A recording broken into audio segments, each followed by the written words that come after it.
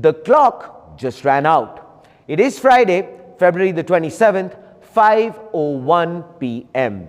The deadline has passed. Anthropic just stared down the Pentagon. Did it blink? Absolutely not. CEO Dario Amodei said no. Defense Secretary Pete Hegseth demanded total control. He wanted Anthropic's Claude AI for any lawful use. Amodei walked away, leaving behind a $200 million contract on the table. The disagreement centers on control. The Pentagon claims it needs absolute flexibility. War happens in the unpredictable gray zones. Ad hoc tech rules get soldiers killed. They promise they follow the law. No rogue terminators, no spying on Americans. But Anthropic does not agree. They read the Pentagon's Wednesday night best and final offer and saw nothing but legal loopholes.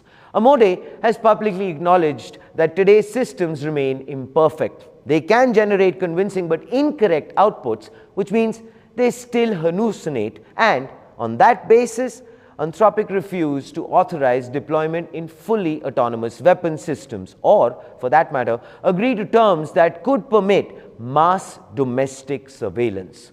So for a company that has built its reputation around safety commitments, the line appears to be deliberate.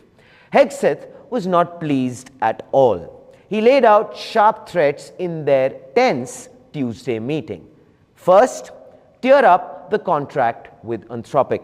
Second, slap Anthropic with a supply chain risk label, which is of course a scarlet letter usually reserved for foreign spies. And just to give you context, heavyweights like Boeing and Lockheed Martin would have to rip Anthropic code out of their systems if that happens. Anyway, the third threat, the ultimate trump card, the Defense Production Act. The government could legally compel Anthropic to hand over an unlocked model. The trillion-dollar dream of defense technology is turning very well into a hostage situation.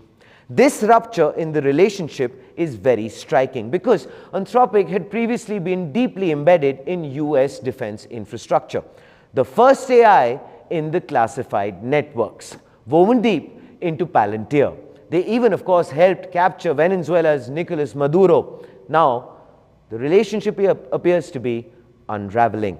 Amodei even offered a smooth transition to a rival to keep military operations running. Why? Because the Pentagon found a willing partner. Elon Musk, XAI, just signed the exact deal Anthropic rejected.